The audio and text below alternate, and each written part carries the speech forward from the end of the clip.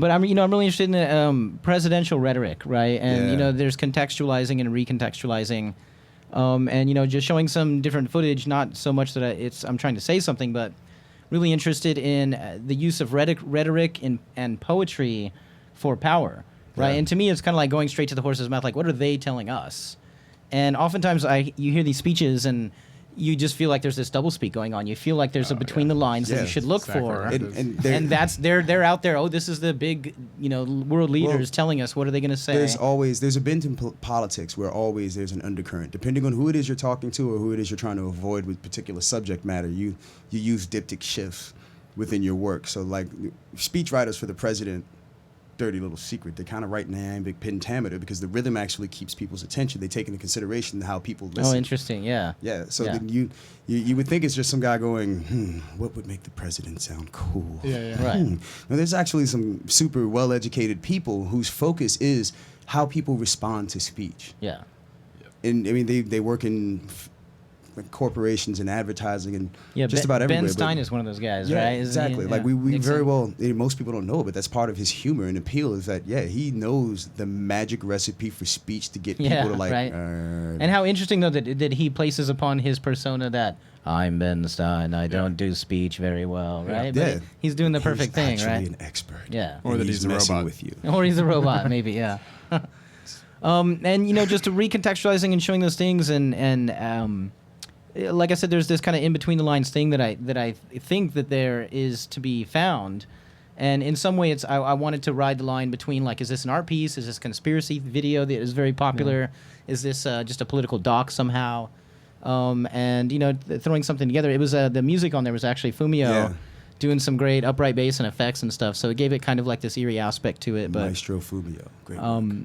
But yeah, just and the different speeches, like, and speaking of speech, there's the last one we wrapped with, of course, the current President Obama. Yeah. And he's such an amazing speaker, and at the same time, exactly what we're talking about, this kind of rhetoric and this kind of speech writing is behind it.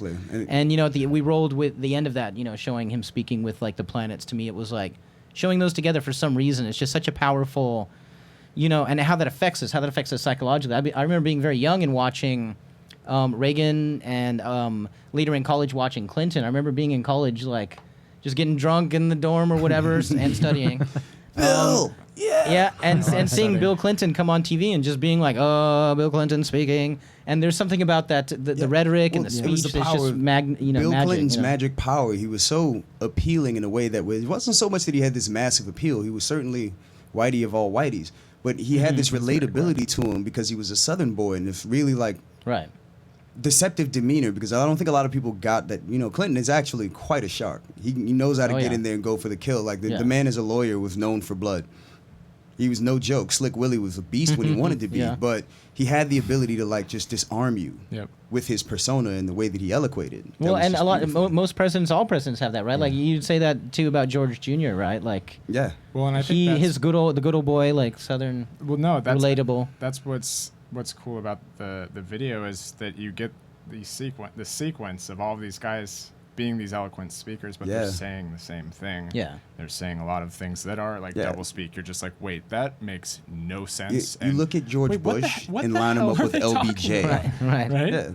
Yeah. But look at George Bush and line him up with LBJ, and it's perfect that you said that right when I was saying that. Yeah. Awesome. Didn't mean to step over, but that's no, perfect. No. Go for it. But LBJ was very much the first George Bush. He was this affable, cool country boy, with sweet demeanor, and it was like Carter, but who could whip your tail well before Carter had ever showed up as president. So time machine talk here. Yeah. But George Bush, however, was not as substantive. It was the fact that he was literally referred to by the AP press in an article. I forgot who to reference on that one, but I know it was in the AP press as the president you wanted to have a beer with.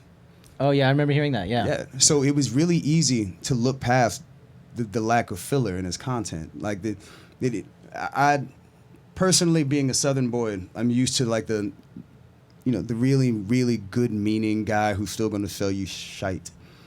So Bush came off that way to me, and culturally, like, that's how we relate to a guy like that. He's a slick talker. He's a Texas boy. That rings bells in my head, and I immediately can see past, whoa, you're talking cool, but you ain't saying jack. Yeah, but with him, it was different, though. He was like he wasn't like Clinton. Clinton was just like, hey, I'm bullshitting you. I'm bullshitting you. Right. I'm bullshitting Bill Clinton you. was But I do it in the right way. Yeah, and then, like, later, went on to realize you're just like, yeah, he bullshit us. You know what I Yeah, mean? right. But I got sold that because of the attitude. Just like, hey, listen, like I'm a car salesman. Yeah, there was you know the what you're internal getting feeling onto of when you like, walk I on the like lot. this guy. You know what I mean? Versus George W. Yeah, versus George W.'s not. He's not like a. I don't know. He just doesn't have the It's not affable very- sense to him. You know what I Yeah. mean? Well, he just doesn't appear to know what's going on. He basically. doesn't know I always that felt he like should him, be like selling me the nobody bullshit. informed this guy. Yeah, and they're still putting him in front of a camera. He was Like, very much. I think if you look at him, like maybe I noticed this because of my familiarity with like Southern male stereotypes, and I don't mean to say stereotypes in the sense of like just pigeonholing Bush, but the mentality that goes into the well-educated. He's from a Yale family traditionally. Like I live where VMI is. I grew up there. I know those guys.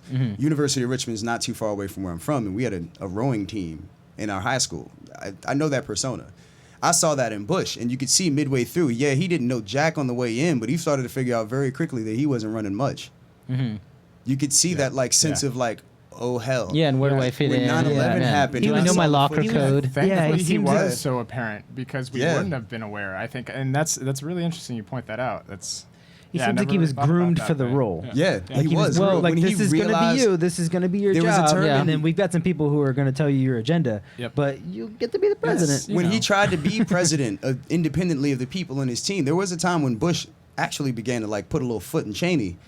I was encouraged by it because I think he realized around that time like, hey, Dick is just. Well, no, somebody advised him that, like, hey, it's looking like Cheney's running this shit. You better Yeah. do something to show the people that you're and it doing, was you know. obvious. It was more than obvious. Cheney got to the point where he had even gotten into congressional meetings and was like, that's presidential business. And he was the vice president. Yeah, he was talking Yeah. around him in Yeah. meetings. And Yeah, shit like I that, don't yeah. need to tell you jack. Like he Yeah. just What's had the corporations running the administration? Yeah. Exactly. Yeah. That's something we definitely need to get into there. Yeah. America has always been, most people are mistaken about what America actually is. America was actually a hostile takeover from the India East Trading Company. The founding of this country was more or less the people that made money in this country deciding, along with the indentured servants, how to break away from British power economically for the sake of making their own money and their own profit. They saw the ability to expand their profitability here. At the same time, there was this need for a place where people did not have to put up with the rules of the Brits. So they followed along with public interest and added to it this economic impetus. We could all make money if we just get these guys out of here. Inevitably, financially, it was indeed a hostile takeover.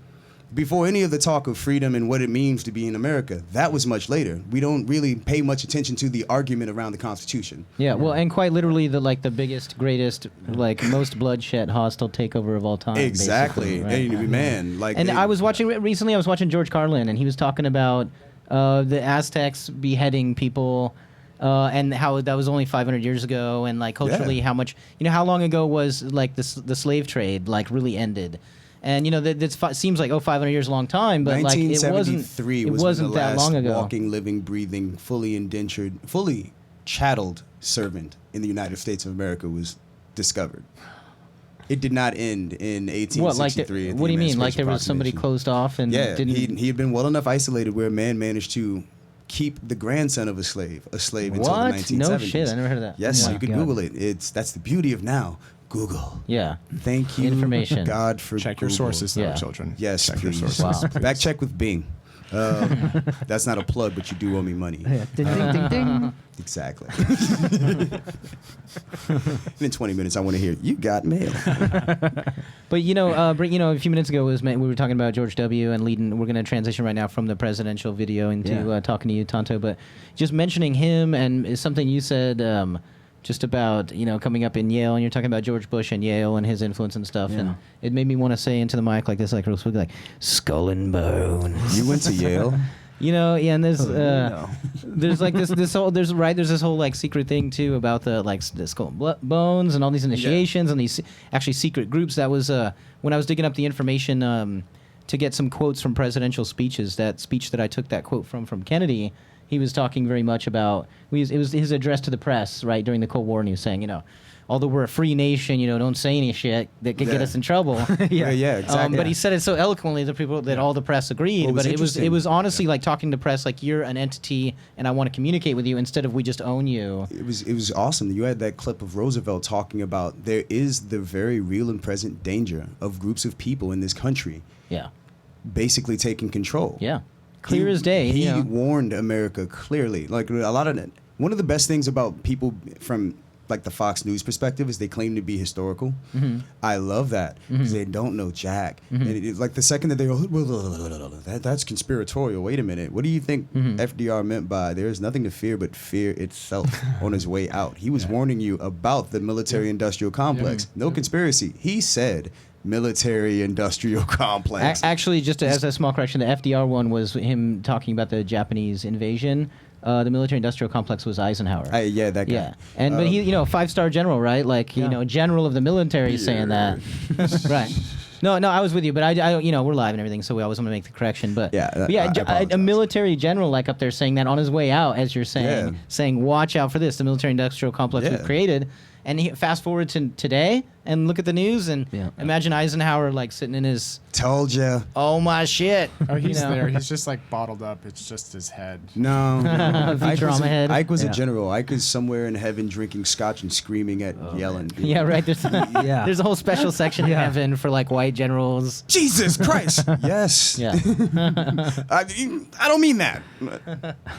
That's yes, sir. But yeah, and that's exactly the perfect thing to lead us into the segment to talk to you, Tanto, about I have some questions for you, and I basically, like I said, I just want to kind of throw it open to you to have this segment. But we're talking about grooming presidents, the presidential order, and all the rhetoric, leading us to talking about what is authority, who are the presidents talking to, the people, right? And so what are the people hearing?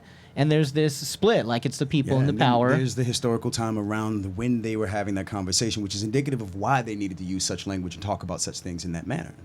Right, and like you said, just like today, it's all researched and thoroughly, they said exactly what they needed to say for sway and public opinion. And like a lot of people don't give credit to it, but like you could look at presidential history and see at their moment in history. Like when Kennedy was talking about, and I mean Robert F., was talking about the the Martin Luther King assassination. You could see the anguish in his face. Oh, when he announced it to the big crowd on that speech? To black people, you could tell that he was being somewhat disingenuous because he really wanted to be like, this is, man, I couldn't, you could almost tell, I'd heard my uncle say it when he saw it as a kid. He was like 14, 15 years old. The reason why riots didn't really get all that bad in Washington, D.C., no matter what people say, no, they weren't all that bad in D.C. My family was there, and I trust them. But he was like, when Kennedy spoke, you could tell he meant it. He felt for black people. He was like, that is a bunch of cockamamie jack. If you guys went off, the Irish in him at that time was tugging at him. Because the Kennedys themselves, a lot of people don't understand the Kennedys' relationship to black people. Dad Kennedy was a rum runner. That's how the Kennedys made their money. That included having to be involved with people from Tennessee. But Tennessee, naturally itself, being in the Ohio Valley, is a little bit closer to Chicago. No guess who was running that one. But there was tons of awesome alcohol and liquor in Virginia, the Shenandoah Valley, North Carolina, on down the line. You just had to go. You're talking non-mob run, non-mob run. It made them more money because they didn't have to deal with the jacks. So they got their stuff, and it was nice and quiet. That's why there was way less mob trouble and then federal trouble on the East Coast. There were tons of rum runners here. They went through a lot less during Prohibition than everybody else because of how they ran it. Black families during the Prohibition, many of them, my family included, fed themselves during that period with such trade. So there was an understanding amongst them. They were traditional American Irish. And what I mean by that is a lot of people forget the history of America. Slavery was not the immediate condition of Americans, black, white, or any other color. They tried slavery with the Native Americans, but at the time they became aware Native Americans were not fit for slavery because they knew the land and could run. They tried it with Irish people in indenture, but then there was the malaria problem throughout Virginia and in the Portsmouth area and Newport News. That's when the Africans were imported in. Initially, they were indentured servants. Eventually, it became a permanent condition. Ironically enough, our President Barack Obama is the 11th great-grandson of the very man, John Punch, who was made the first legal permanent slave in the United States of America. Wow. On his mom's side. If that does not blow your mind. Oh, wow, yeah, that's a good thing of that, yeah. You're not human. But yeah. Really? Wow. So amazingly What's his name enough, again? this discussion. John Punch? John Punch. Look him up. He's an awesome dude. Wow. But he, like many other men, I'm the descendant of a man named Peter Islip. He was an Angolan Portuguese sailor. A lot of people don't know why, but most of the sailing industry from Spain was run by the Moors. Ferdinand and Isabel did not come in with a new fleet from Anatolia. Common sense was, if you want to get out this country and not get into the Inquisition, run my boat for me. A lot of guys did. That's how many Latin American Sephardic Jews got there. But there are also African families. One such individual was out of Brazil through the Portuguese, came to Virginia, and there were tons of free men there. In order to have their children born free, and there were no free African women, because if your mother was an indentured servant, you were born into indenture yourself till 21 years old. That was the law. They married either Irish white women indentured servants, which were technically legally free, or Native American women who, for obvious reasons, didn't have any men. So John Punch was married to such a woman, and later his family became white, the Dunhams, amazingly enough. But that is it's funny to look at that in historical. I'm blown away even by just talking about that. Like, wow. Right. Yeah. That brings life full circle in America. And then Michelle Obama is descended from a man who built the White House. So it's like the double irony of the two of them being in there and then what they're going through in America right now. Right. It's like we're talking about two people who are related to directly the history of this place in a translatable way for every facet of American culture. They are penultimately a great example of why America is America. John Punch is the father of the Dunhams. They're a white family and were Irish. His grandmother was even noted for being a little bit afraid of black men when he was a child. But that we're Americans, we're related. All of us have 20 to 30% of each other in us. Yeah. The irony of it is we still go by a class system that was created inevitably later on. During that period of John Punch, shortly thereafter, a thing called Bacon's Rebellion occurred. Well, I mean, actually, Bacon's Rebellion was about 10, 15 years prior to it. Mm-hmm. Indentured servants, black, white, and Native American, who would at some point become free, got together and started a fight between the Saponi and the Tartaroys in the Shenandoah Valley. As the two tribes began to fight, they tore each other up pretty bad before somebody was like, you know what? Wait a minute. That didn't happen. We didn't do anything. And after they had come to that realization, that's when the farmers descended on them. Well, the wealthy class farmers above everybody else was kind of like, holy crap, these guys united. Wow. How do we separate them up? Yep. Much like the example of John Punch. John Punch's punishment of permanent slavery was because him and two white men ran away from indentured servitude because of the unfairness of the conditions that they were living in. Obviously, a lot of people don't really think about that, but this is the very base and beginning of the relationship of corporations to the American worker. It's an argument tied directly to your rights and the law. Yeah. This was a labor agreement that was not agreeable to the people who were working it. And as they tried to free themselves from that agreement, which is constitutionally your right to do so, two of them were set upon the other man by one being made a permanent slave, the other two given indentures of 4 more years on top of what they already had to do, but they were made bosses. That's when race was created and solidified in America. It took about another 40, 50, maybe 60 years before race as a concept came up. That was during the Great Enlightenment when European thinkers, what's that other guy? This is pretty Frau dude, French people. Jean-Paul Sartre tore this guy up later when he came. Anybody know? It's not this Sartre sucks. Anyone know? I'm just thinking of John Locke. And Supremacist history for 20 points. Right? And he was like, no, we've left that book at home. Forget those guys. But Thomas Jefferson later himself would go into discussions with people. In his papers, you see the discussions about the Enlightenment through the American viewpoint. During this time, that's when we came to the great understanding of the thing we call... It's our Magna Carta. No one knows? No one knows? What do you mean? The U.S.'s? Two concepts. Eminent domain and the idea that America should stretch from sea to shining sea. It was codified at that moment. The justification behind... Manifest destiny. Exactly. Yeah. I love how many points do I get for that? 200 also. 200 supremacist I was just talking history? about Ravenous earlier, too. Damn Exactly. Yeah. But see, manifest destiny is something I wanted people to think about. Look at how hard it was to come up with that.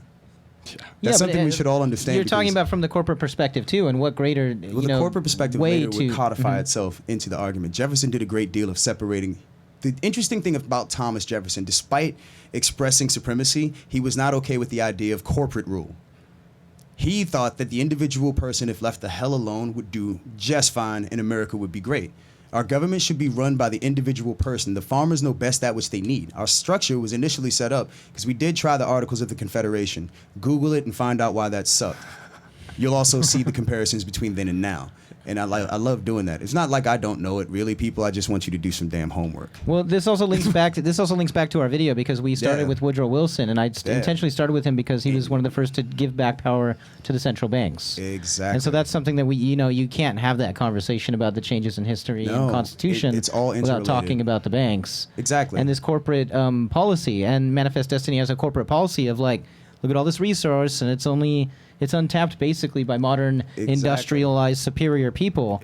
That first speech was Woodrow Wilson talking about the Native Americans and how, the Europeans coming would finally be able to give them civilization and bring them up and everything. And these people really did think they were doing the right thing for everybody by running them. Yeah, and it becomes basically a mindfuck, like brainwashing. Like, we have to do this. No different basically than Hitler's rhetoric or anything else, but what we're really talking about today is that we're all sitting right in the middle of it, in the melting pot. Yeah.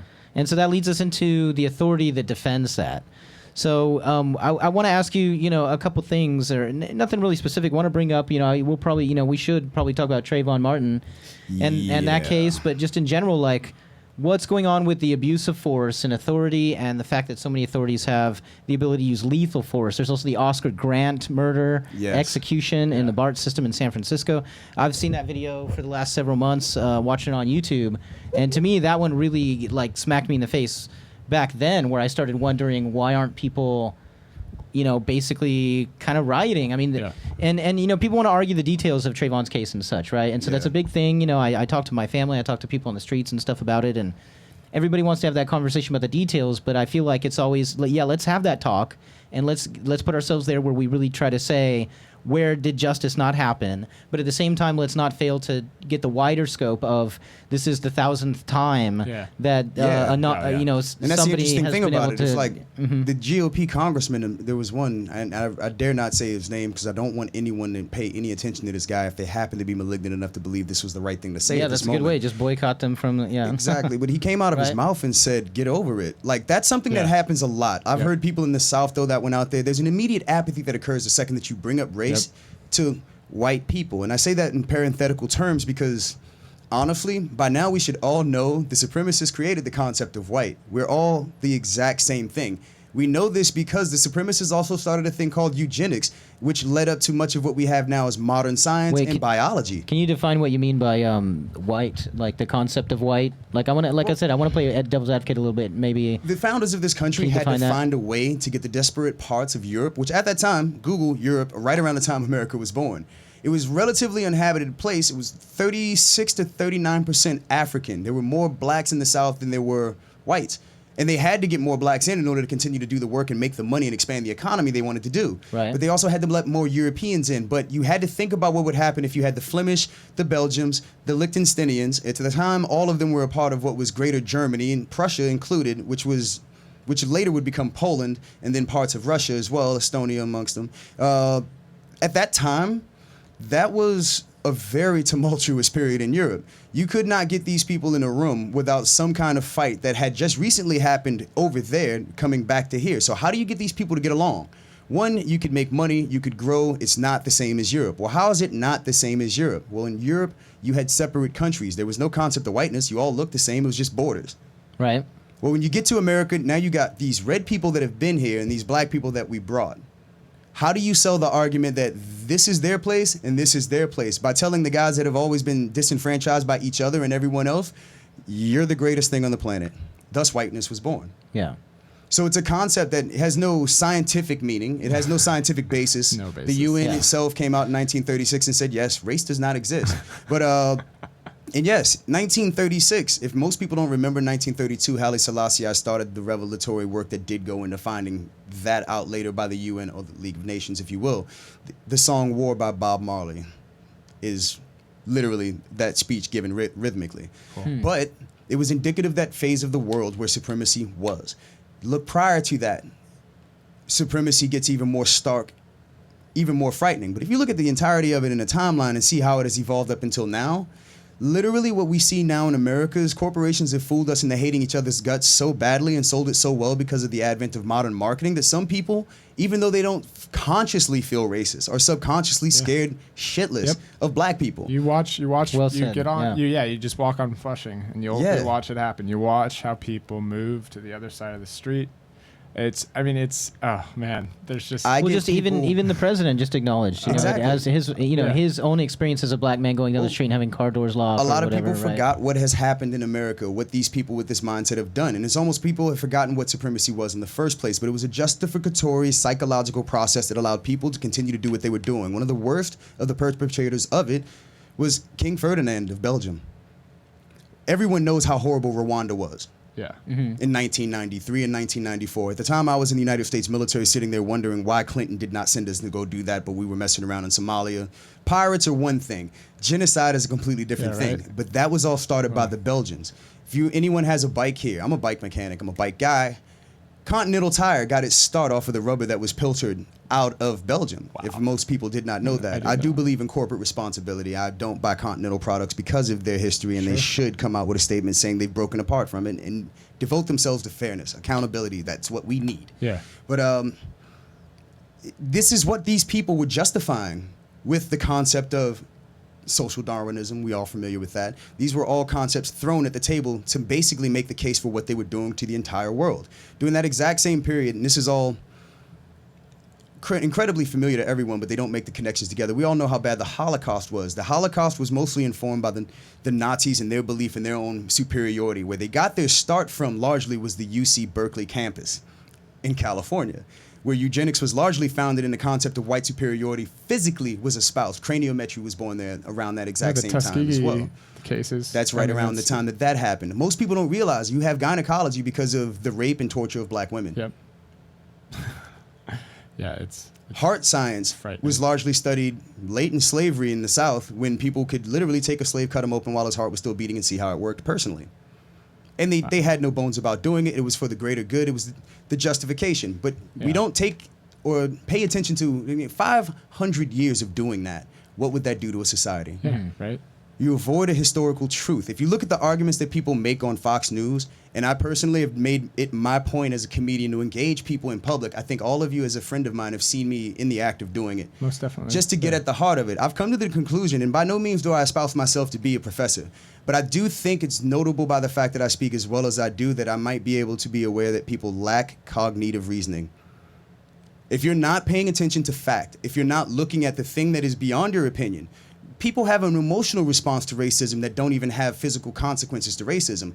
I'm a veteran. I'm a fourth generation veteran. I've had family members on both the Confederate and the Union side. Wow. I get looked at like I beat or raped someone. I've been in handcuffs twice. A cop once threw the paperwork away after a guy hit me with his van. I've had every reason thrown at me possible because of how people felt about black people. Everything that could possibly happen to you in a political and social situation happened. I've been called the N-word in uniform even. And I've never done anything to anyone. And I've scoured the history books for that penultimate moment when there were like 30 Nat Turners happening in America at once that might have made people do this. But they haven't. Mm-hmm. Anyone that knows a psychotherapist or happens to be one, please look up the definition of someone who espouses a long-held belief or an emotional response to a thing that is in fact not real. There you have America. That's a discussion we need to be having. Yeah. And that comes from not allowing schools to teach truth. Fact, it's okay to believe whatever you want to believe, but in a nation that is technically free, no one should be able to dominate what you do to your own body by what they think. We've already come to that determination in the 1700s. You keep your shit to yourself, and I will keep mine to myself, is what the Constitution basically spells out. We've gotten away from that to the point where even if you bring up that point, even if you make the logic, there are people that won't listen. They psychologically shut down. And it's much like I feel as a black male, like I've become the Pavlovian bell. People either salivate, drool, or attack when they see me. It's disgusting. It is. I've had to hurt people in order to get home some nights. For no better reason than someone did not like black people and I happened to be close and too big. Mm-hmm. The Trayvon Martin thing, it hurts me personally as a veteran having fought for this place. My younger brother, Clarence Adams, God bless his soul, United States Army, died in 2004. I don't think this is what he gave his life for. My baby brother, not by relation, however. D. Talbot died shortly thereafter. United States Army, ahoy. That's not what he died for. My uncle, Curtis McKeithen, he served. My uncle, Dennis Joyner, United States Army, Colonel Dennis Joyner. And this is what we have to worry with. Black men right now, if you don't hear this or anyone else say this, we are frightened for our sons. People forgot they used to have gigantic cookouts with like 2,500 people lynching. Yeah. That was in my dad's lifetime. Yeah. That's right down the block. Mm-hmm. And we all know this, the saying and the phrase, those who forget history are doomed to repeat it. Right. I feel like we're in a repeat cycle. We need to work on consciousness. We need to work on critical thinking. And Obama's right. Education is the way. Yeah. No one should be legally allowed to lie to you in a class. That's not what I'm paying tax money for. Yeah. That's not what I'm paying for. The number one argument for the individual American in our government's founding is the factor of taxation without representation, Holmes. Stop and frisk does not represent me. In Bloomberg, if you don't think it's racist, actually, 5 years before the last pogroms, which you now call the Holocaust that happened in Germany, started with normal, regular, everyday Jews being stopped daily, looked at, frisked, and ID'd until eventually they gave them armbands. So if you don't stop this, I'm just going to start wearing an armband saying, yes, I'm black, but I'm ex-military. One of you leave me alone. It's disgusting. Our rationale is wrong. We have a problem in this country. Our number one problem in this country is ourselves. We don't know, we're opinionated, and people with the power to destroy other people know nothing about why they shouldn't. They don't actually care. Yeah. Well said, yeah. Yeah. I totally agree. The apathy aspect, I think, is is very prevalent. And again, I think you bring up the cycle aspect. I mean, it's nothing new until these guys believe that they're at this intellectual level where this is something that should be done without actually considering it beyond, their discussion room or they're just behind closed doors making decisions that beer really makes you smart, by the way. It does. Mm-hmm. Allows you to do more research into the night. Yeah. Exactly. Makes the internet useful. Yeah. I think that especially with the Trayvon case, it's one of those things where it comes down to a law that is been passed that allows a man to shoot a child in the chest. But it isn't just the law, it's the structure of the entire Department of Justice in the United States of America. If you look at the history of government interactions with African Americans when it comes to murder, overwhelmingly in the United States of America, it's statistically almost impossible for a white male to go to jail for killing a black male in the United States of America. We're entitled to a thing called a jury of our peers, what's not taken into consideration. However, if you're me and you're sitting in a jury pit or you're in court on trial and you just put 3 or 4 white people over there, you could trigger something in them. It just makes it easier for them to buy the argument that whatever I did wrong, I deserved it. And those women actually felt like Trayvon got himself into crap. Yep. The kid had the right to defend himself. Eminently, I don't understand why anybody could outstrip that. Unfortunately. Exactly. It's sad. Mm-hmm. Like, literally, what I've come away with this from this trial personally is, okay, 1, I don't have the right to defend myself. And 2, literally, I better watch where I go, who I deal with. And honestly, like, personally, I'm getting to the point where in order to just avoid confrontation, I just avoid white people. I leave it alone. The psychosis is ridiculous. And I'm by no means... I don't want people to get the wrong gist of this. I mean, I know some people think very differently of different groups of people. A lot of my friends aren't aware of this. I'm a kid whose family is rural. I'm working class all the way. I come from proficient people. When you look at the demographics of it, just take race away from it. My family got hit the hardest when America started snatching money from poorer people and giving it to everyone else. And we've never asked for much. We buy our own stuff. Every house that we have on our property, we built ourselves. Yeah. Black people were like my family in the 50s and the 60s and the 40s. There were 7 million people got forced out of the South, moved north, and met the hostility of Northerners when they got there. Mm-hmm. The laws changed, the code switched around, then the Civil Rights Movement happened, and a lot of those people got stuck out of there. My family stayed in the South. So I'm one of the first generations of my family raised in the projects in the inner city. I got to sit there with a front row seat view of the crack war setting in. There was no crime in my neighborhood when I was a kid. I used to go to sleep. I was born in 1976. Up until about 84, you could sleep on my floor in the summertime with the doors wide open and a fan in it in order to keep the house cool. No one would bother you. Yeah. So this perception of Reagan and his administration when they were talking about the war on crime, if you look at the statistics, actually, I'm corroborated by statistics. The crime was at its lowest in 20 years throughout America when Reagan launched the war on crime. Nixon did it before him. It's the same damn thing. Statistically, there was no crime. The war on drugs, most of the people that Nixon went after with the war on drugs didn't actually really do drugs. Most of the people that did drugs at those period in times were white people. Right. Now, when you look at the drug war, if you're looking for a book to read right now, Michelle Alexander, an incredible author and lawyer, wrote a book called The New Jim Crow that literally goes through the legal case for what is tantamount to racial subjugation, but legally, without putting a name on it. Yep. Ironically enough, Nixon's own advisor, I think it was Spiro Agnew, actually literally is on tape as saying the whole problem in the United States of America is the blacks. The trick is just coming up with a way to deal with them. Atwater. It was Atwater. Exactly. Yep. It was Atwater. With the sociologist that recorded, oh man, that whole story is amazing in itself. But yeah, he just talks about moving away from the literal to the abstract. So he's like, we don't say black anymore. We say, social welfare or like something like that, where they like exactly. When you look at that, I begin to worry now. Like, if you've ever read the book The Century of Self, it kind of points it out. I think people are literally damaged because of people spending so long selling the case that African Americans are criminal. So even when you bring to them the facts, the truth, what's actually going on, it tears them up. And then immediately, like with the Trayvon argument, black males need to stop killing each other. We've already done a study during Prohibition about what happened to the Irish and the Italian community in the United States of America in large urban areas where they were socially stigmatized during Depression. We created Al Capone during that period. Yeah. So why is everyone looking at the black community like, you guys failed, you ain't doing nothing? Rick Santorum had the nerve to stand up and say black males need to get married before they have kids. How about you stop locking us up before we graduate? Right, there you go. Right. Yeah.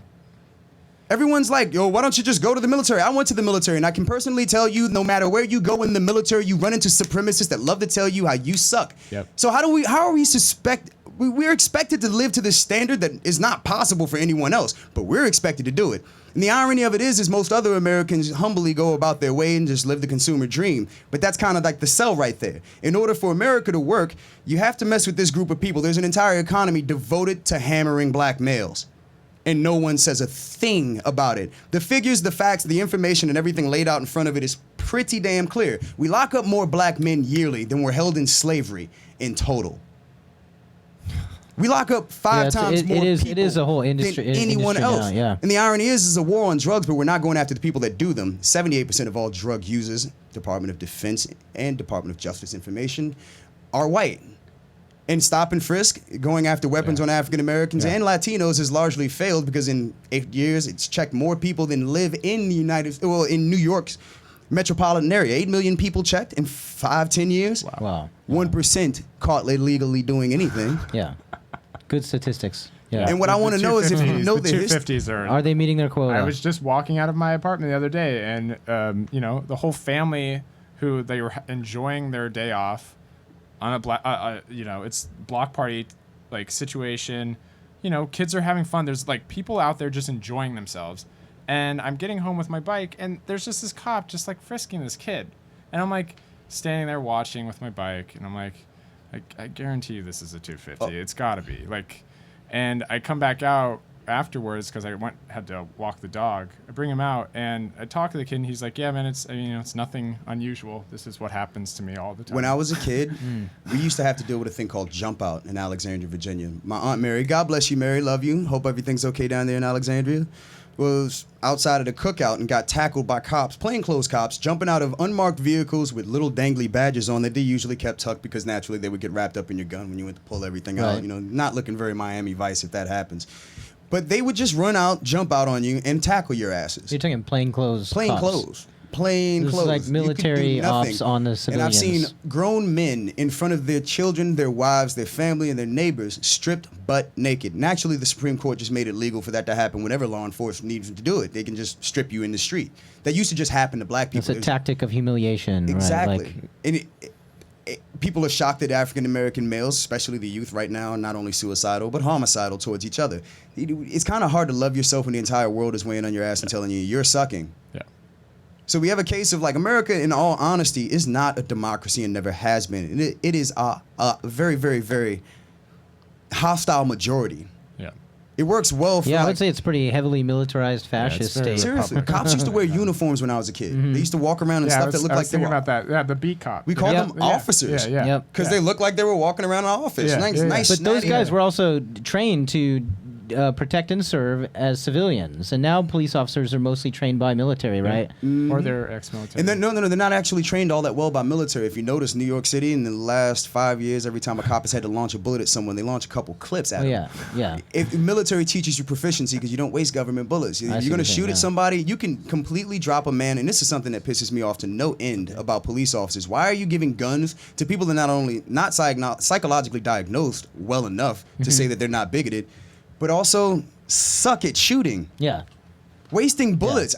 Stop wasting my money. That brings up a good point, because when that went down, it's like this: people panic and people go to what their training is. And it's like George Zimmerman too. Like, he's a bad example because I feel like he was looking for trouble, and it was just God's something will. was set in his mind. It was God's will. But that attitude that like that? you're trained for something, and then it's like the shit goes down, and your energy kicks in, and you go back to your training. And if they're trained to enforce power and use lethal force on people. And the interesting thing is, the wider issue really 45% of all African American males above the age of 25 can agree with me on this because we are all veterans.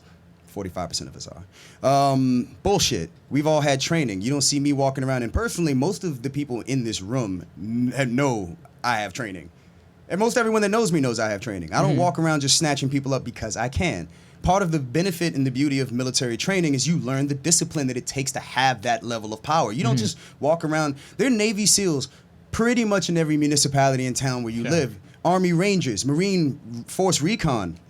Love you guys. You name it. We've got the best of the best. But you know what I'm walking saying? around, Like, it's like the Oscar Grant shooting in the Bard Station, San Francisco. Yeah. It's like, I feel like there's a weakness in the mentality that is involved in this kind of training, where a lot of the under Praetorian stress class there of will be America somebody will are people snap that and then fall failed back on this. Getting into the more elite programs in the military. A lot of those guys that are cops, Zimmerman himself, he tried MMA. I'm familiar with the gym where he used to train and know some of the guys there. He's a marshmallow. We all know it. What we mean by marshmallow saying that in that regard is there are people that go and learn martial arts so that they can beat more people up because they feel like they have an internal vendetta. never You had can power tell. There are people themselves. that do martial arts that you'd never know they do martial arts unless they told you. Yeah. It's a physical activity. It's a beautiful, it's male. It's like the closest thing that manly men have to yoga. Sure. Yeah. Well So- said. Yeah, and I think it's especially Second degree with brown Zimmerman. belt. All right. Yeah.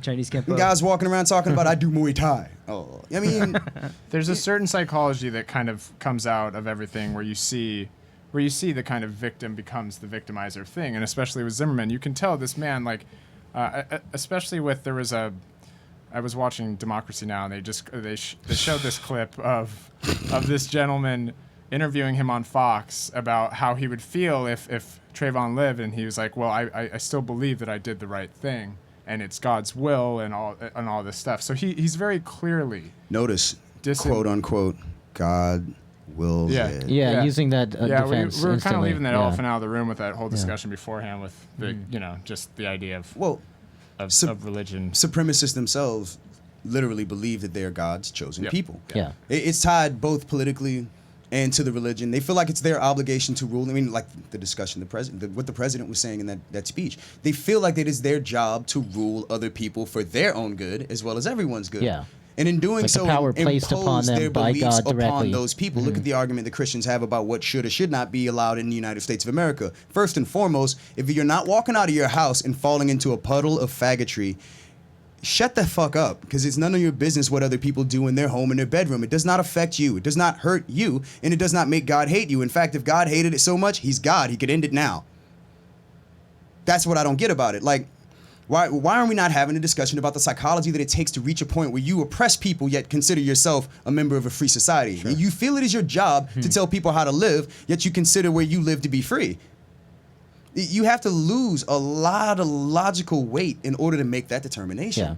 That is where the discussion that America But that's needs also to have getting to needs the real main problems that we have, and to really breach that means like having an ongoing discussion and making real change happen, and basically that something systemic is happening that needs to change. And are we ready to like look at the power structures of corporatism in America and globalism worldwide and say, wait a minute, there's a runaway train. We need to take back the power somehow. Privately sponsor a bill with an anonymous senator and get in whatever they want whenever they want it. Like other episode, whole other show. Yeah, that don't I'll get hope me you. started on them. That's totally.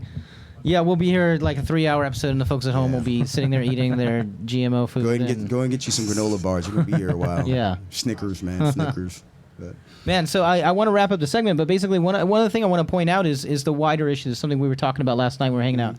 Is basically, so regardless of the race issue that so many people want to make this, what we're really talking about is humanity. What we're really talking about is giving lethal force and authority to people to combat civilians as if we were at in a hot war, hot action. Like they interject.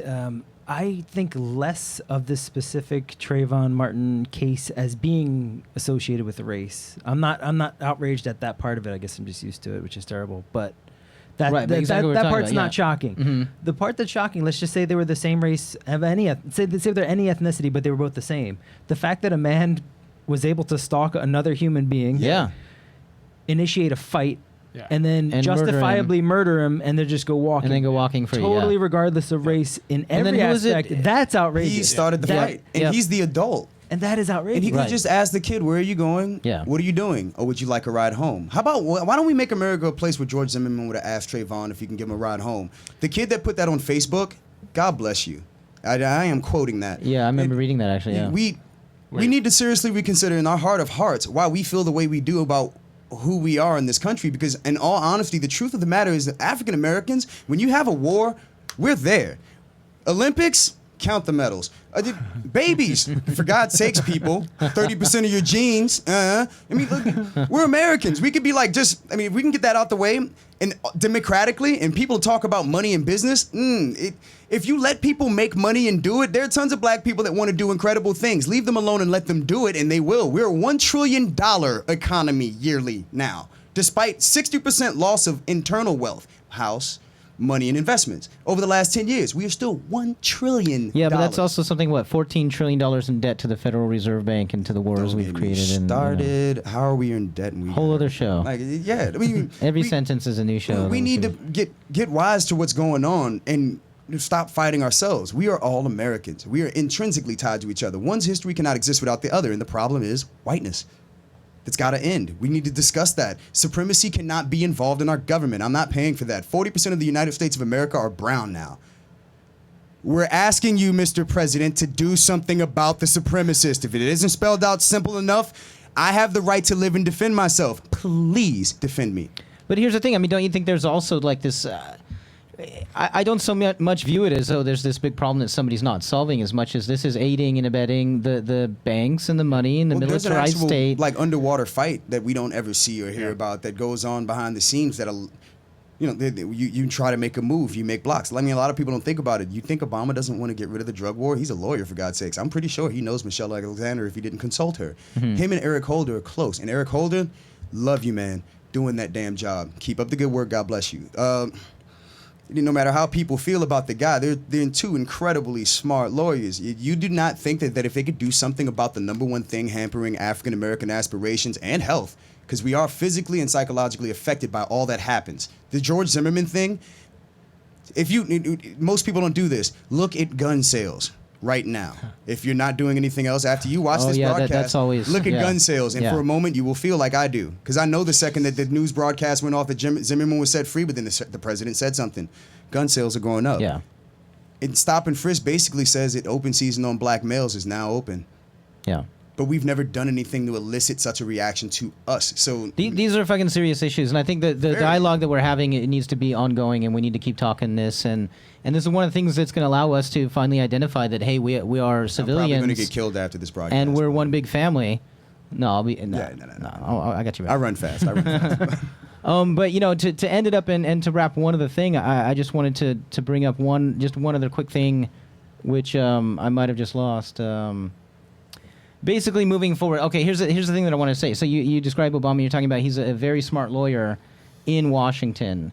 Now, to me, if I'm to get rid of all other labels and stuff, that means something scary to me.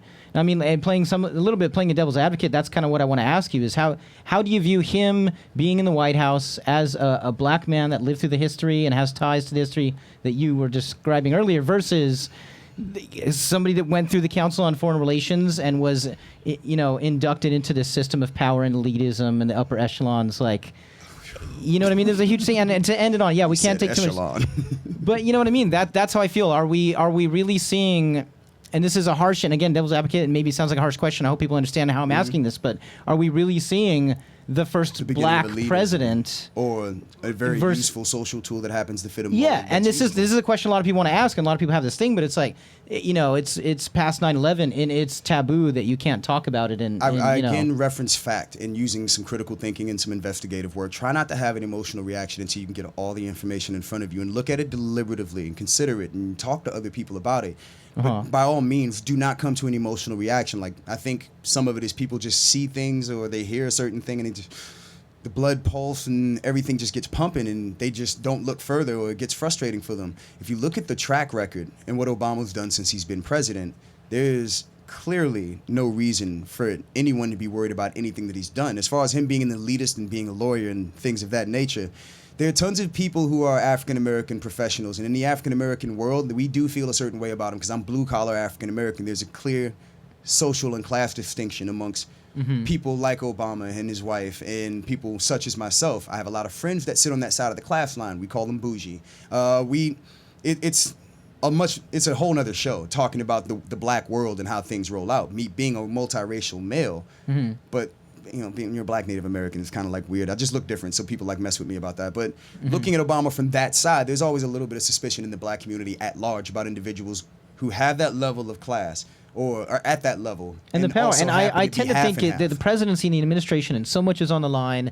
There's got to be a 100-year plan, right? Nobody's. Are they really going to give it up to like every 8 years? Well, they could just, you know. Most people don't think of it like black people. And- We have to take into consideration not just what Obama does while he's in office, but the reaction of white people after he does it, because most white people don't look at it this way. But every time that any kind of social move has ever been made, there has been a drastic, large counter movement by white people.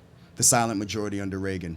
Everyone backing but Nixon. economically and through paperwork and we police. get pounded. Yeah. We get pounded hard, Yeah. like open season on black people after we do anything socially. So we are all expecting something nasty coming downwind after Obama gets out. And I think it's after the Zimmerman thing, a lot of us think it's already started.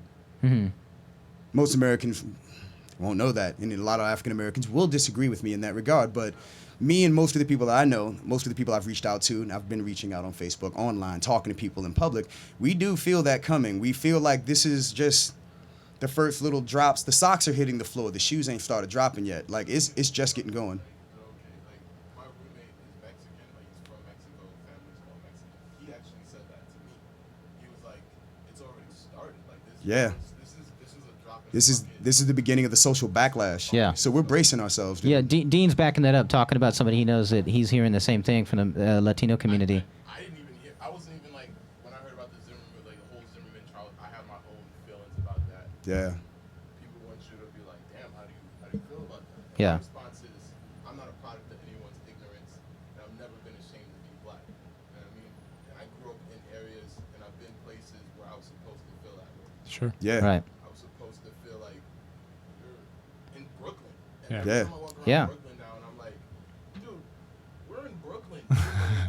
Don't Yeah, look at me you get that too. Like, people look at you like they're surprised to see a black person, and you're in the middle of black Yeah, Brooklyn. in Brooklyn, yeah. Yeah. Like, do you not know where you Gentrification are? aside Like, or whatever, we're walking yeah. down the street with a young Disregard Latina for the other day, and history people at were looking at us a like, micro oh, level. blacks and Latins. We are not in the Upper West Side. I don't even know where white people go out here. I don't go there. But Yeah, like, the Natural History Museum. where do you think you are? See, We're it's exhibits. girls. Yeah, It's exactly. girls. It's girls. Girls is doing it. Girls doesn't have any black people on the show. How is that realistic? You got a show about young white women in Williamsburg, and I'm not piping them out on the show. Oh yeah, that's not realistic at that's all. just the first of 10 or dozen No, issues the only I have the with only that black show. character they've had is Donald Glover, or what's his name? What you mean black character? Oh, Donald Glover. Love you, Donald. Yeah. Yeah, they have him as a black Republican because that's supposed to be like shocking. It's, Oh, yeah, it's yeah, kind yeah. of it's Bruno it's Mars's so, twin it's- brother. It's so, Agree with them, but yeah. also not no joke. Like, No. real people like It's almost Yeah. looking like people are trying to collectively erase us from their consciousness sub-psychologically Right. to a lot of us. And I'm working on a book right now. I'm a comedian. If anybody doesn't know that, you could Google me, and good luck trying to find anything. I'm very clandestine. Yeah, do you have a webpage or something you can toss out for us? You can catch most of my work at Pipe Layers Union. It's a new website. It's on YouTube at the moment. We're uploading videos as we speak. Cool. but, Pipe Players Union? Pipe Layers Union. I do social work, more or less. I take comedy as I do guerrilla comedy for the sake of making better people. I like to make people think, not so Cool. much scare the crap out of them, but like you'll see. We got a lot of great. You know ideas History of coming. the World, Mel Brooks' History of the World? Yeah. Where he's like talking about stand-up philosopher. And I really feel that way about Carlin and certain people like that. Well, Carlin was great. I wish I was Carlin, man. I want to be. The only time I ever wanted to be a white man, I wanted to be George Carlin. Because he could say anything. That's great. And He would love white hearing people would be that, like, yeah, man. Where's Louis C.K. on that? Like, we need him. Louis kind of. Yeah, we need more Tim Wises in the world. If you don't know who Tim Wise is, please look that man up. He talks about privilege in the way that is accessible for people, not me. So, you need to Tim Wise. If you're not familiar with him, please look him up. I think he gives a TED talk too, and it's incredible. Cool. But we got two options. We're kind of at a crossroads. We can let this supremacist argument continue to go, and we so far don't like the results of that anyway. So I think it's time to let it go, and we all want to let it go. There's no need for white guilt if you realize that if you don't believe in your own superiority over other people for your birth, you're not white anyway. You're American. Why not be Americans and make this place what we want to make it? We have the entire world. We have probably the greatest lump of human resources right now, despite how many moves back we've already made. If we can get past this hurdle that won't allow law to be equal. We don't have equality in the law. We need equality in the law. You commit a crime, you do the time. I personally don't even want to see the law change. I just want white boys to go to jail as long as black guys for whatever they do. Yeah. Maybe then they'll stand up and do something about it. What, 2 years for weed? No! Call my dad. What do you mean? You want some change? Start taking the white boys to jail. Change happens tomorrow, buddy. But I mean, we're laughing, and again, this is your comedy. Well, I have to you're make it also funny expressing because, a truth about society. You know, well, the best comedy is always true. If you look at Yeah. the greats, Richard Pryor, Red Fox, God bless Red Fox, Robin Harris, they're all the best comedians, all the guys I looked up to, and I've always been an MC. I'm just recently allowing myself to be a comedian because I honestly revere so many different. I can't stop. There's Mom Mabley, Jackie Mason. Like, there's so many people. Don Rickles. Oh my God. I don't feel like I deserve to be held in the same regard or in the same company, or even use the same title as those people. Those are the people, like, they really get me in a certain way. I wish they get other people. I hope they get other people. I'm pretty sure they get other people. They've been making a lot of money for a long time. Yeah, well, you got another 50 years ahead of you, too. Yeah, so, you know what I mean? No, I'm Native American. I'm living forever. Enjoy your apocalypse. We had ours. But oh man, that's a whole different subject right there. But I also deal with that comedically. But we need to start the dialogue on how to move towards a free America, because we are truly and clearly not free. Well, the ratchet's getting tighter. I mean, the police state, the technology, the internet getting... We need to rein it in. You know, and it exists because we ignored it when it was just doing it to black people for 40 years. It's gotten powerful. We should not have privatized prisons. Never, ever, ever should we have that's privatized horrible. prisons. It should, just by There's no reason understanding why the somebody should be definition. making license plates for $2 while they're locked up. Then you start making justification for cops to start locking people up. Yeah. Now they even have it so it's a part of their incentive program. So you're pretty much telling them lock up more people. Empathetically, they're not going to look at a white kid and want to lock him up. So who are they going to go after? That kid looks dangerous. He's got on a hoodie. Never mind, it's raining. Yeah, it's just systematic structures. You know, like people who work at McDonald's getting paid with debit cards given by like Chase Oh, right. Bank. And if you don't got it, you don't get paid. Yeah, They force you. Like, if you look at where America used They to be, don't when give I you was a a paycheck, kid, they you give you a saved debit up card. money and you bought whatever you needed to buy. You were smart with your money. You could buy things. Then credit came in and everyone went crazy with that. But then everything started getting worse a little bit socially, and the police state started kicking up. Now, if you look at it, in 5 years, in order to get an education in the United States of America, you're going to be indebted to rich people for 20 years. And good luck paying them back. And if you don't pay them back, they'll find another way to make profit off of you. So we've given complete and total power to the corporation as if it's an individual. Yep. And what it is the power of many individuals and all of their money pooled together. So Goliath is your political compatriot now. Yeah. It's not possible to have an equitable and fair playing field when you have this much power looking you in the face saying you need to do this. And that's what's bugging all of us. Yeah. None of us need half the stuff we had if we don't want it. We're only buying it from China because we've borrowed so much money from them. We technically have to support their economy. We have stuff that we can make here as Americans. Marijuana is only illegal so that people can, one, go after African Americans freely while other people are afraid that they smoke pot and want their daughters. Right. Which is not true. Your daughters smoke pot and want me.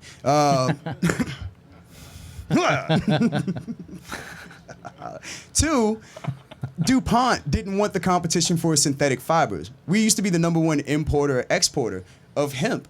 Hemp is an incredible fiber. Now we have medical technology that's gone into it. George Washington Carver, if you don't know him, look him up, has discovered 1,000 uses for the hemp plant. Oh, yeah. All of them useful. Yet we have pharmaceutical companies. Like cancer patients, pot oil, Mojo, throwing my granddad's medications away when I get home. Don't tell him that. But it's illegal for the wrong damn reasons. That is a reusable resource that could help us right now, and the leftovers could be made into a reburnable fuel that could get us off the fossil. Never mind that the oil companies might lose money, but maybe if we snatch it from under them, they might actually do something about it. Look at how long it took GM to put the Volt out there. They had the EV1 years ago, and actually the first electrical car all that those was companies usable, could be crippled overnight. We're giving them the power. They all exist on this temporary bit of insane Exactly. power I'd that like they to say don't that realize politically is we've in our given hands. Walmart the power to prevent Sam Walton from ever happening again. Ford will never ever allow another Henry. You know what I mean? We did imagine TWA I was thinking will about shoot the that Wright recently, brothers yeah. now if they saw them. Yeah. Like that's where it is. If you look Buy at 'em out what or shoot 'em, makes yeah. our economy great, what put us on top was that average everyday Joe with a good idea could get the resources, the tools, and the parts together over a timeline and make something awesome. Yeah.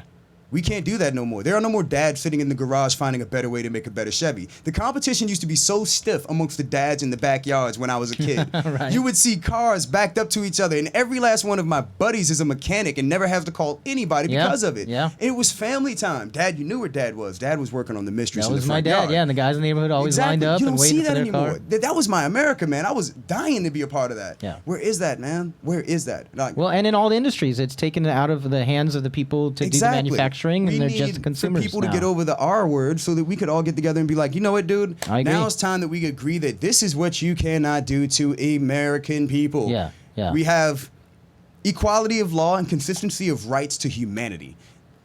And corporations should not be individuals. They're not individuals. Corporations Yeah. are not people. They're vampires. They live Yeah. off of my torture and sweat and my grandma's tears, dude. Yeah. Like, I don't. Why would we give these people the power to do this? People are right. We are right that we're not in control anymore. They but take it's the been power to do it. manipulated. Nobody gave it to them. Exactly. I mean, we Everyone's too busy abide, worried about and everybody so- else. But yeah. it's like the president once said, dude. We have nothing to fear but fear itself. But they've sold fear to people so effectively. Exactly. That's the main thing. That's the thing that we need to say to wrap up this segment. Basically, is that, are we going to change the way we think and therefore reorganize our society with logic, or are we going to burn the whole shit down? Basically, I'm going to the woods. That's the kind of shit that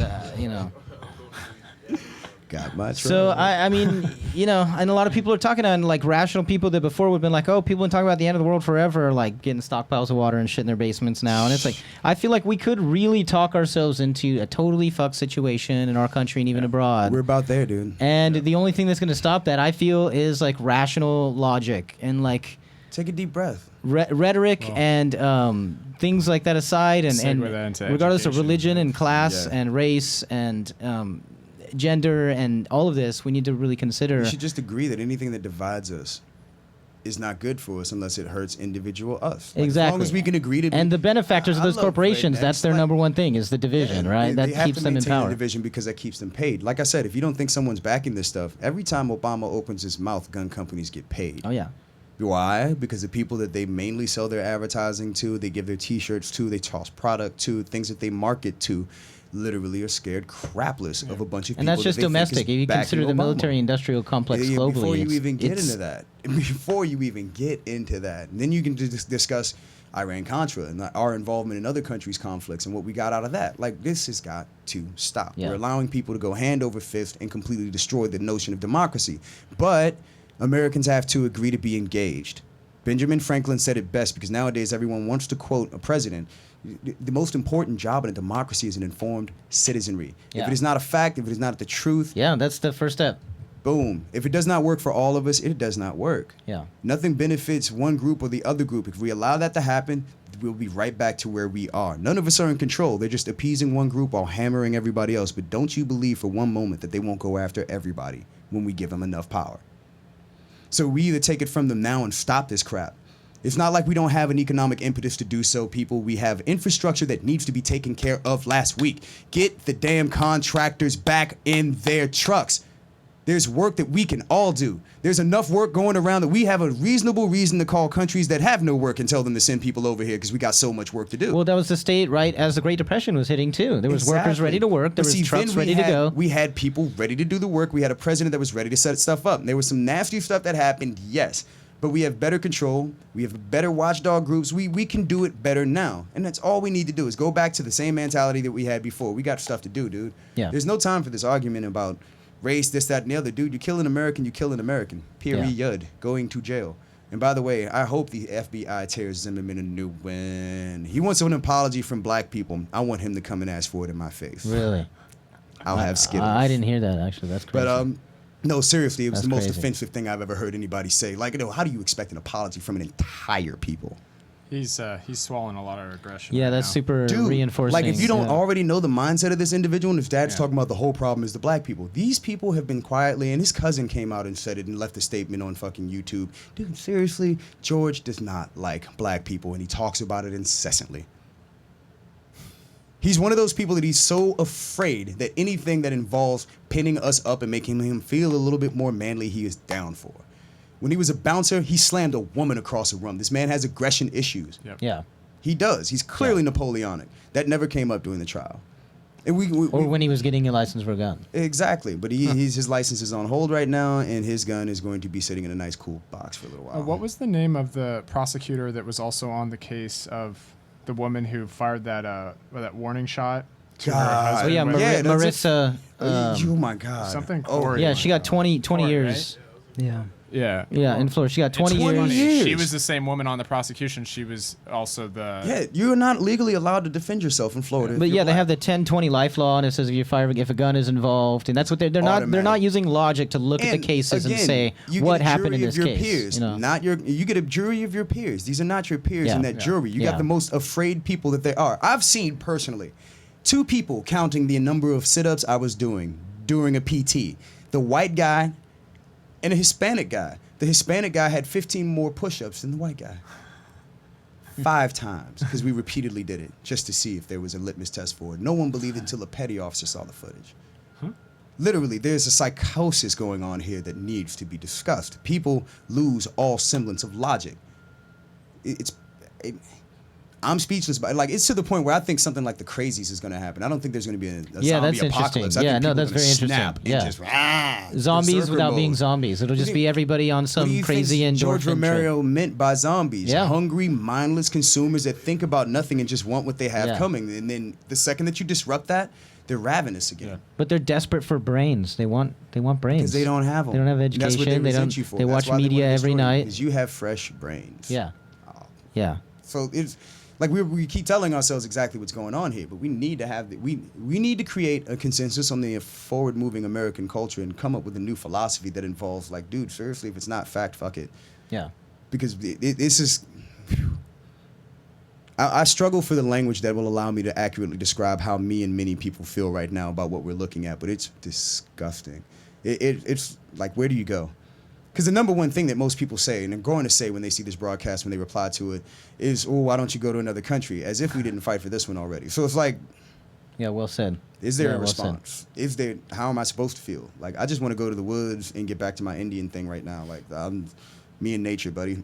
I'm done with people for a while. Like, it's just that frightening. It's unnecessary malice because we've never done anything to them. There isn't even any numbers in crime, and where people do rob white people, it's largely where white people live in areas that meet urban areas where there are tons of poor people, including the people that work for them. Mm-hmm. So it's like we have an American feudalism forming right now that everyone's agreeing to because most of America is just scared shitless of the people that they should be backing right now.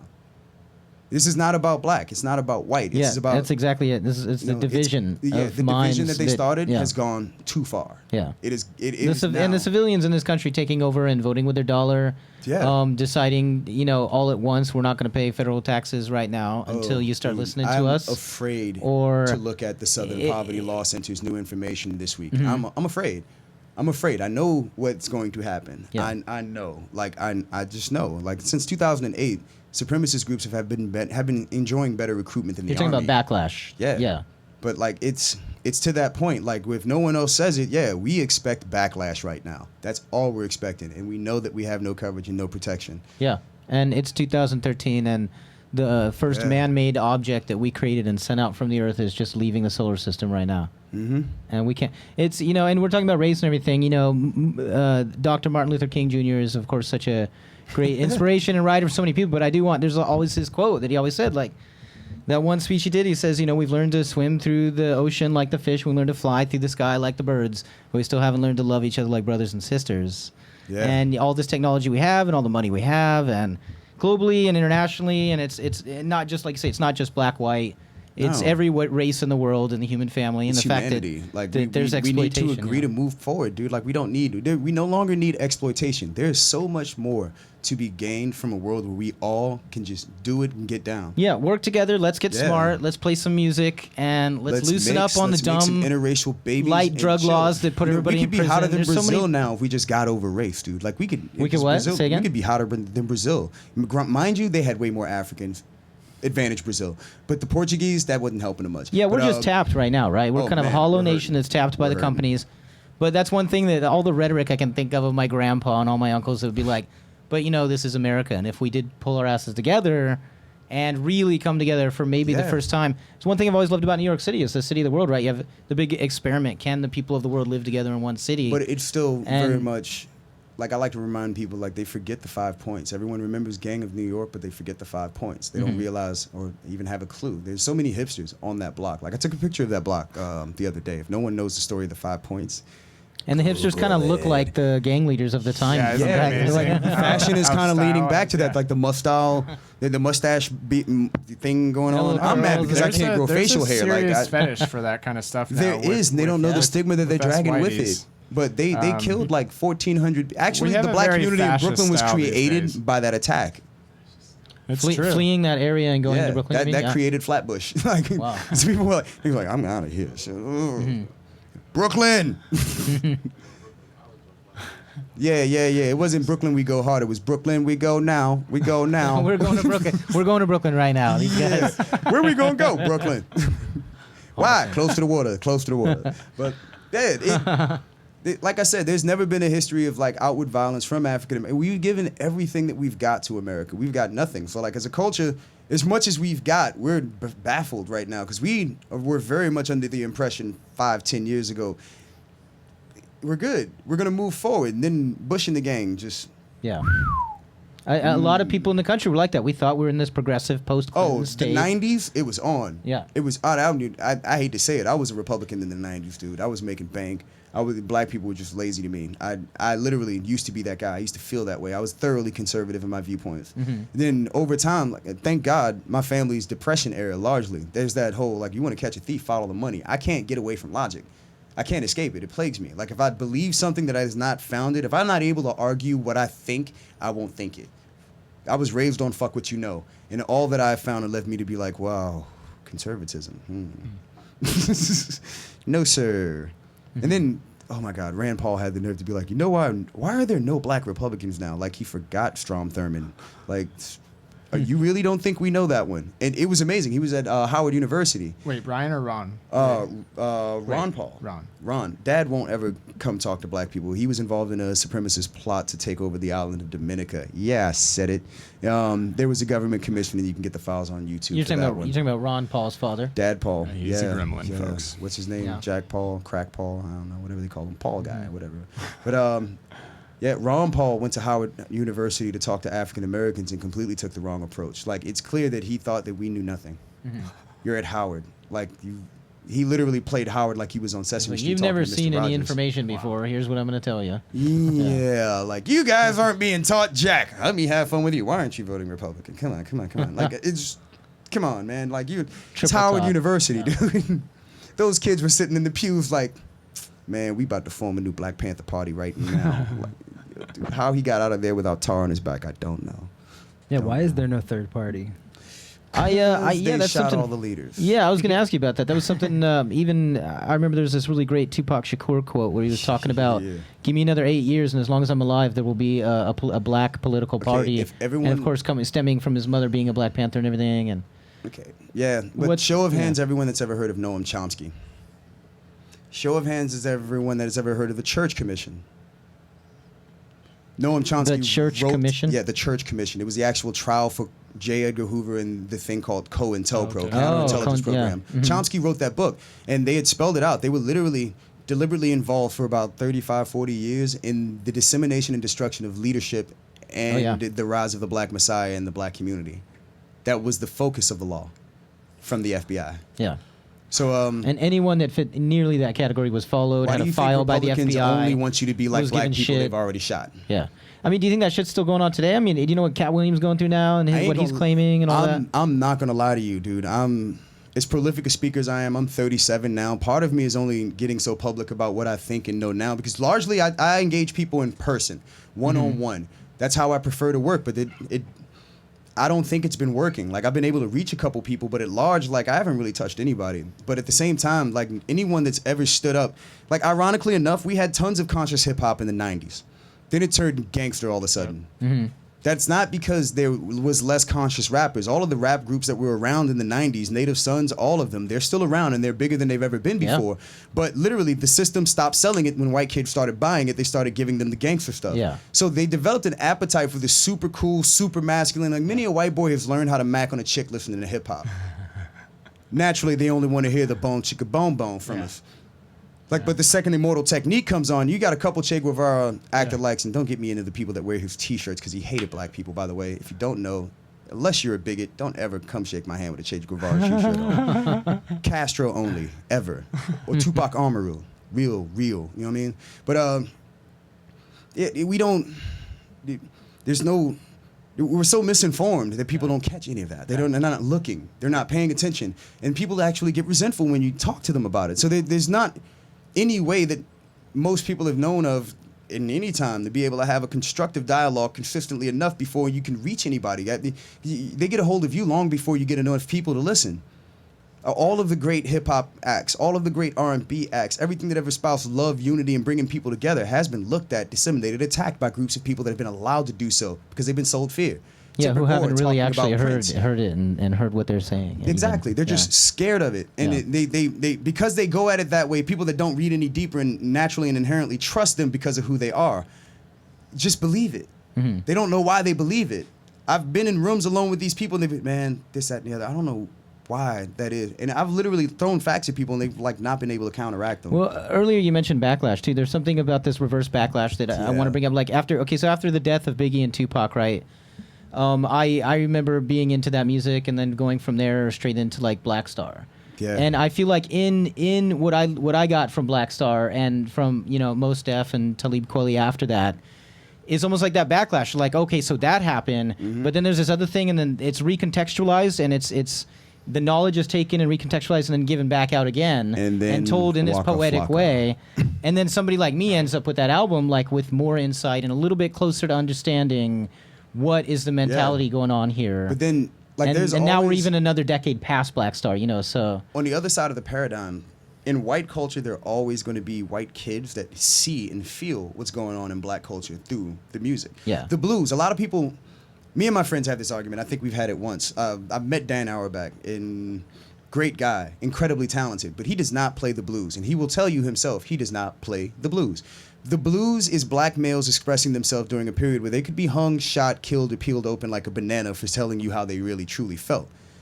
Peonage was in full swing. If you've never seen the book or the documentary, the Slavery by Another Name, it's on PBS. Check it out.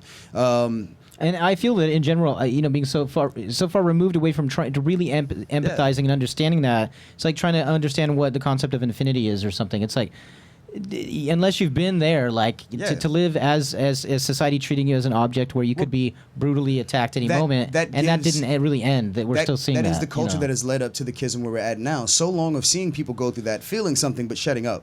Mm-hmm. And then eventually, generation after generation eventually loses the idea of this is wrong. I don't really like this. They just feel like, well, mom and dad never said anything about it.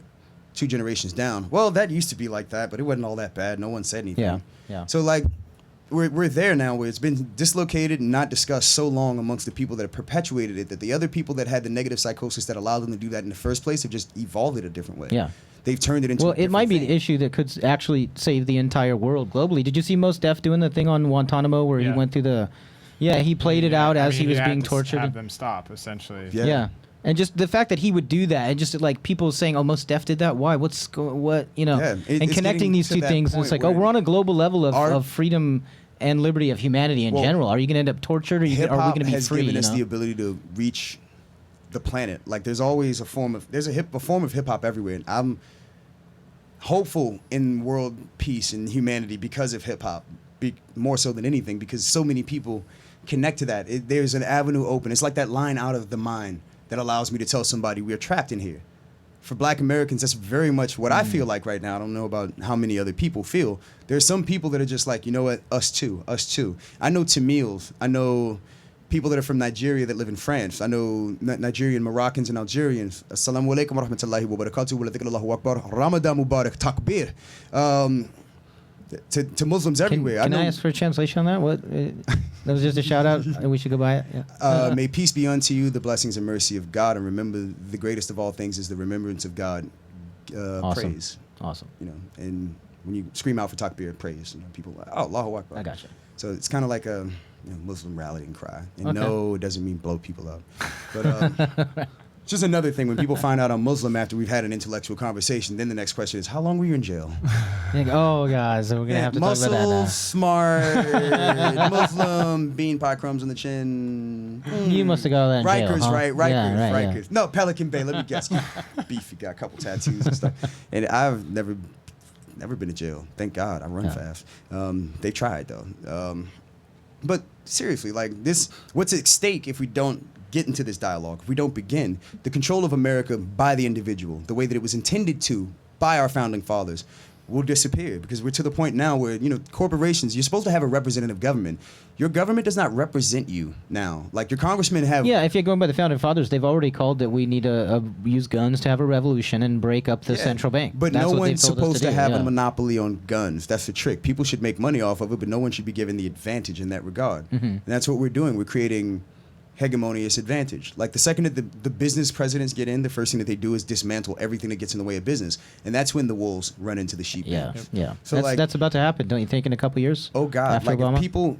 I think what people are trying to do, I really do feel like After conspiratorially... Obama. No, they're going for it now. Yeah, no, But- it's always there. I think it's always just tiered up every time after I'll you throw get it the out there as a Democratic hunch. president, Yeah, and then here's the the Republican people, that ratchets it up.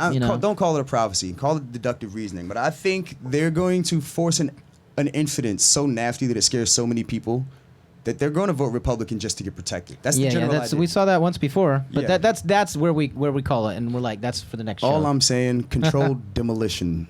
Everyone that knows anything about demolition saw controlled demolition. Yeah, I totally agree with that too. Exactly. Jenga people. We are going to address that actually on another do show not. on another night. I do not agree with that. Oh, dude, Personally. I can sit you down with a PowerPoint presentation and teach you what thermite That's is. the problem. I don't need to see the PowerPoint presentation, See. but I just someone need to represent See. that's not the. See, No, offer- yeah, I'm glad. That's not a. Offer physical evidence and they do not consider it. Yeah, Have we not a discussed? PowerPoint presentation is not physical evidence. So Oh, what do you think? Well, that's true. That's true. Insinuations and suggestions on PowerPoint? I'm not a fan, frankly. I can never find the buttons. Poke. Yeah. Well, But I just didn't want it to go by that was the consensus of the panel. I do not feel that way. yeah, no, and I'm glad that you would speak on that for sure. You can't I have would- cookies. Yeah, I do tend to agree with it. I mean, when I have looked at again, that's a whole other show. We've just wrapped up that Jury's still segment. not up with me yet either. Yeah? But, I'm constantly seeking. We're gonna breach that and go The through a whole truth. other thing. Yep.